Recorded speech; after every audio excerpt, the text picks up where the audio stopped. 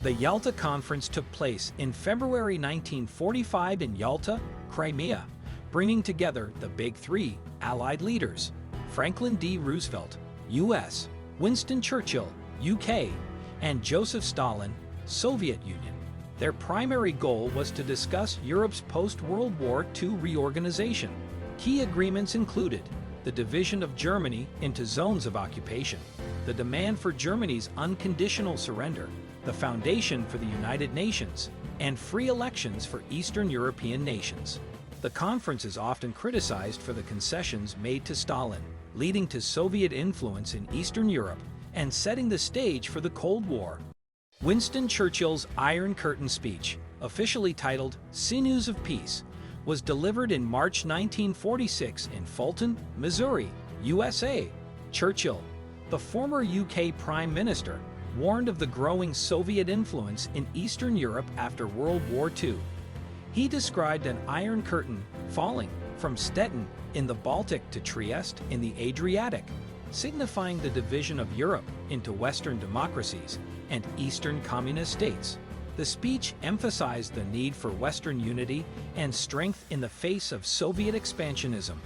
Though initially met with mixed reactions, it's now viewed as a prescient alert to the Cold War's onset, highlighting the ideological divide between the West and the Soviet Union. The Truman National Security Act of 1947 was a significant U.S. legislation passed after World War II. It aimed to reorganize and modernize the U.S. military and intelligence apparatus. The act led to the creation of the Department of Defense to oversee all branches of the armed forces.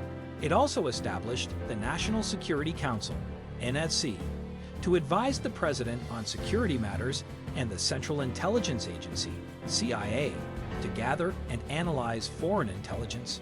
This was in response to the Cold War challenges and the need for a unified defense structure.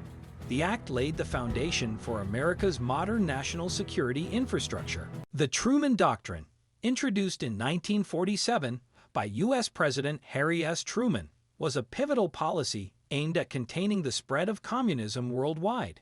It emerged in response to crises in Greece and Turkey, where communist insurgencies threatened to topple the existing governments.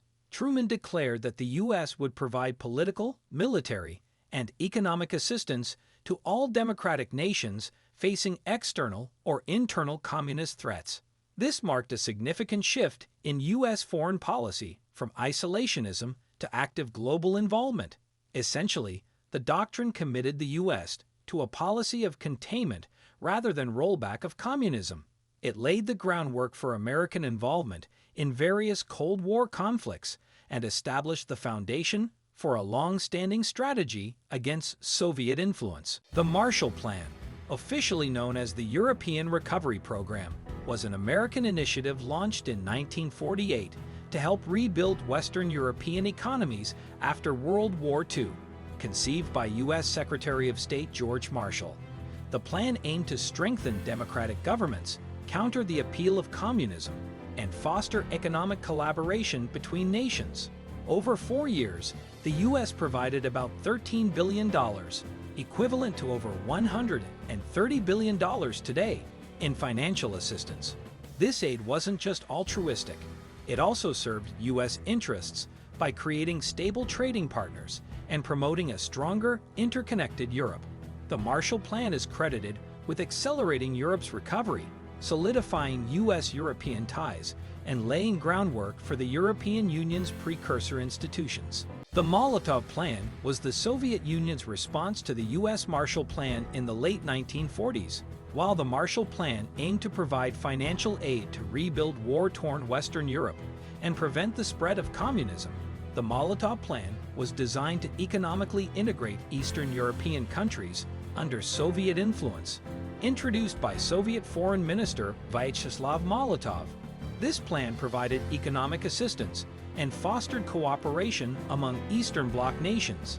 It laid the foundation for the Council for Mutual Economic Assistance, Comecon, in 1949, an organization that further promoted economic ties within the Soviet sphere.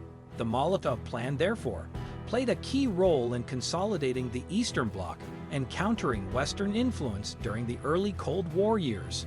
In 1948, tensions between the Soviet Union and Western allies escalated in divided Berlin.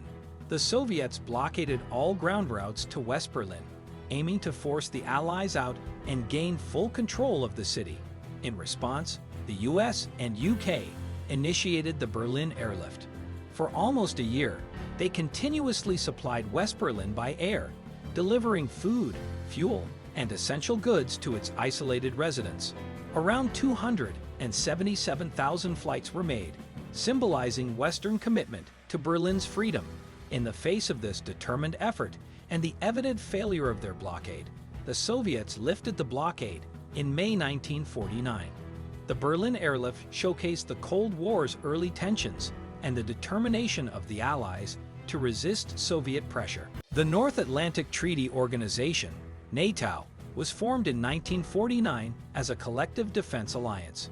In the aftermath of World War II and with the Cold War intensifying, European nations and North America sought a united front against potential aggression, particularly from the Soviet Union. 12 countries initially signed the North Atlantic Treaty, pledging mutual defense against any member's armed attack. The core principle was an armed attack against one or more of them shall be considered an attack against them all. NATO's establishment aimed to prevent Soviet expansion, deter aggression, and ensure peace in Europe.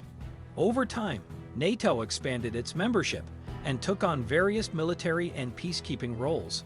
Its formation solidified the divide between the Western and Eastern blocs during the Cold War. In the 20th century, China experienced a long-fought civil war between the nationalists, led by Chiang Kai-shek, and the communists, led by Mao Zedong.